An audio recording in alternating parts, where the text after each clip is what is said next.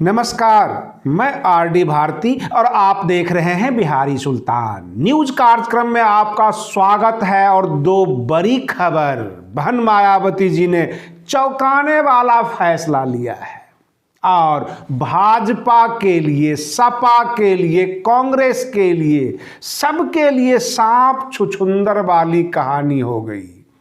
दो बड़े फैसले हैं और एक तो खुद उनका निजी फैसला है जिसमें कार्यकर्ताओं के लिए और आम जनता के लिए सराहनीय फैसला है, लेकिन एक ऐसा फैसला जो उत्तर प्रदेश का चर्चित कांड मुजफ्फरनगर दंगा से जुड़ा हुआ है और आने वाला 2022 के चुनाव को वो प्रभावित कर देगा। ऐसा फैसला बड़ी बारीकी से जब मैंने उस न्यूज को पढ़ रहा था, देख रहा था कि बहन जी ने ऐसा स्टेटमेंट क्यों दिया है, तब मैं उसको न्यूज बनाकर आपके सामने प्रस्तुत कर रहा हूं। लेकिन सबसे पहले मैं आपको बता देना चाहता हूं, हर साल 15 जनवरी को बहन मायावती जी का जन्मदिन होता है और आगामी 15 जनवरी को 65वां जन्मदिन मनाया जाएगा। परंतु आप आश्चर्य में होंगे, बड़े बड़े विवादित न्यूज आए हैं इस जन्मदिन पर। लोगों ने कहा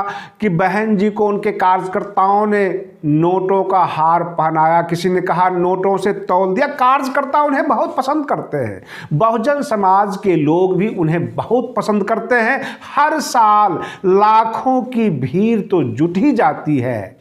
उनका पैतृक गांव बादलपुर में और बाकी जगह लखनऊ, दिल्ली, हर जगह कार्यकर्ता ये जश्न के रूप में मनाते हैं 15 जनवरी को, क्योंकि बहन मायावती जी का जन्मदिन है। परंतु इस साल महामारी है, कोरोना संकट है और इस संकट को देखते हुए बहन जी ने यह फैसला लिया है कि हमारे बसपा कार्यकर्ता अपने अपने घरों से मुझे जन्मदिन की शुभकामनाएं दे सकते हैं। किसी प्रकार का कोई मजमा नहीं लगेगा, कोई भीड़ नहीं लगेगा, किसी प्रकार का कोई जो है हम फंक्शन करने वाले नहीं हैं। सबको संदेश दे दिया गया है।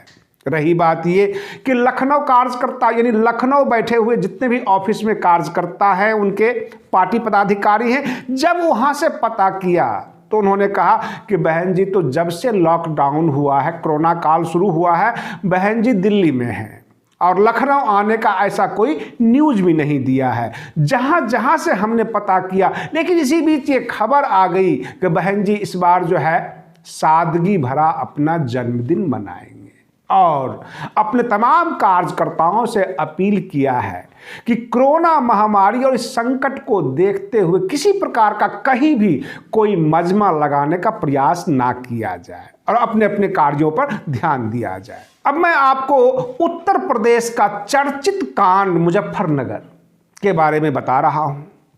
वहां पर योगी सरकार है और भाजपा ने अंदर खाते में एक प्लानिंग के तहत, जो वहां पर विधायक थे संगीत सोम और बाकी और भी लोग जो उस कांड में जो जुड़े हुए उनके तार थे, उनका नाम आया था।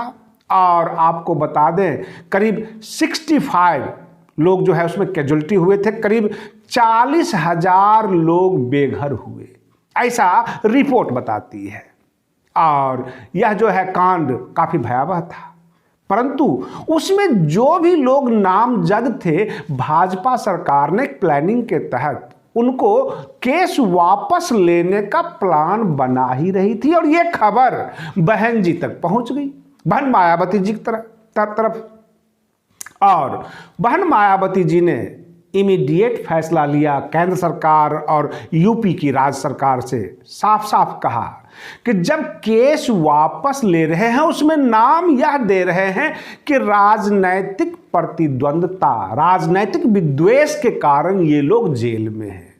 तो फिर राजनैतिक विद्वेष तो सभी दल के लिए हो सकता है, विपक्षी दल के लिए भी हो सकता है।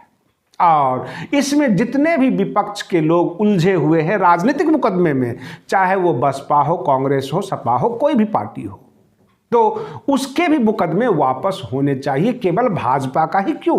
क्योंकि आप ये नाम दे रहे हो कि राजनीतिक विद्वेष दुर्भावना के वजह से जो मुकदमा हुआ है उसकी वापसी होगी। ये सरकार का फैसला है और इसमें राज्यपाल क्या करते हैं कि केस वापस लेते हैं। जाहिर सी बात है, यूपी में जो है बीजेपी या भाजपा की राज्यपाल भी है और भाजपा की गवर्नमेंट भी है। हर जगह जो है राज्यपाल केंद्र का होता है, तो केंद्र का फैसला होगा, राज्य सरकार का फैसला होगा।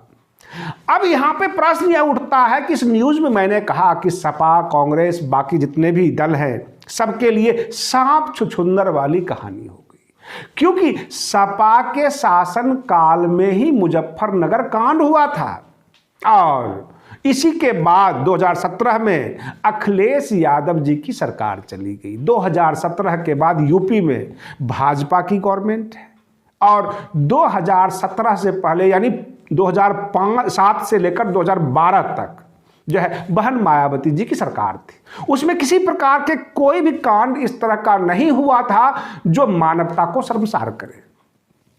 परंतु इस कांड को लेकर जो कहानी सामने आई है, सपा क्या बोलेगी, उसका तो शासनकाल ही था। कांग्रेस हमेशा अल्पसंख्यक समुदाय को अपनी तरफ आकर्षित करती है, भाजपा अल्पसंख्यक का तो विरोध ही करती है। अब बहन मायावती जी ने सारे विपक्ष को समेटते हुए और इस पर ऐतराज भी जताया कि जो लोग दोषी हैं उनके खिलाफ तो मुकदमे वापस नहीं होने चाहिए, लेकिन जहां पर आप ये कहते हैं कि राजनीतिक दुर्भावना के बस जो है मुकदमा हुआ है तो सबके खिलाफ मुकदमे वापस होने चाहिए। इसमें जो आपका भीम आर्मी के बहुत सारे लोग फंसे हुए थे, बहुत सारे जो है संगठन जो है धरना प्रदर्शन में फंस जाते हैं, सबकी जान बच सकती है और सबको समेटते हुए बहन जी ने एक कॉमन सा जो है मांग रख दिया केंद्र सरकार के सामने और उत्तर प्रदेश सरकार के सामने। अब सरकार के सामने सांप छुछुंदर वाली कहानी बन गई कि या तो वो अपने कार्यकर्ता को फंसे रहने दे, जेल में रहने दे अथवा मुकदमा लड़ने दे। अगर उनको छोड़ना है तो बाकी विपक्षी दल के जितने भी कार्यकर्ता हैं सबके लिए एक कॉमन ऑर्डर पास करना होगा और बहन जी नहले पे दहला कर दिया। और इस तरह से अब भाजपा वाले भी और बाकी सब के सब बहन जी से बातचीत कर रहे हैं और कोई बीच का रास्ता निकालने की कोशिश कर रहे हैं। ऐसे 2022 का जो चुनाव है उत्तर प्रदेश में सभी दल ये समझ चुके हैं कि बहन मायावती जी उन तमाम नाजुक बिंदुओं पर हाथ रख रही हैं जो काफी सेंसिटिव हो और जिससे एक बहुत बड़ा वर्ग बसपा के तरफ झुक जाए। और इस तरह से हर जगह कार्यकर्ताओं को भी आश्वासन देना, भरोसा देना, सुरक्षा की गारंटी देना और आम जनता के प्रति भी निष्पक्ष बने रहना बहन मायावती जी ने अपना संदेश देना शुरू कर दिया है।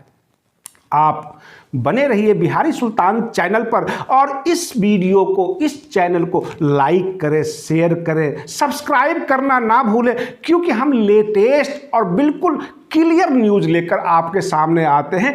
क्योंकि आधा सच झूठ से भी ज़्यादा खतरनाक होता है और ये आपका अपना चैनल है। बने रहिए बिहारी सुल्तान चैनल पर, तब तक के लिए धन्यवाद।